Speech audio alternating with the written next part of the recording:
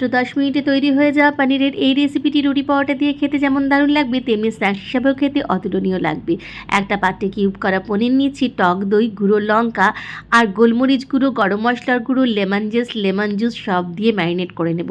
আর পনিরগুলো একটুখানি ফর্ক দিয়ে এরমভাবে একটু ফুটো ফুটো করে নিয়েছি। আর দিয়ে দিচ্ছি একটু আদা রসুন গ্রেট করা। ভালো করে ম্যারিনেট করে 10 মিনিট রেখে দেবো। তারপর সাদা তেল একটু গরম করে নিয়ে জিরে, তেজপাতা, গোটা গরম মশলা ফোড়ন দিয়ে ম্যারিনেটেড পনিরটা দিয়ে দেবো। আর যে বাটিতে ম্যারিনেট করেছিলাম সেই বাটিতে একটু জল নিয়ে সেটাও দিয়ে দেবো।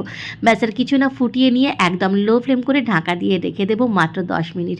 10 মিনিট পরে ঢাকা খুলে নিয়ে একটুখানি গোলমরিচ গুঁড়ো আর একটুখানি গোটা কাঁচা লঙ্কা আর ধনেপাতা কুচি ছড়িয়ে আর একটুখানি চিনি বা মিষ্টি ছড়িয়ে দিয়ে নামিয়ে নিন দারুণ স্বাদের পনির স্ন্যাক্স, অথবা রুটি পরোটা দিয়ে ডিনারে খাওয়ার জন্য একটা অতুলনীয় তরকারি।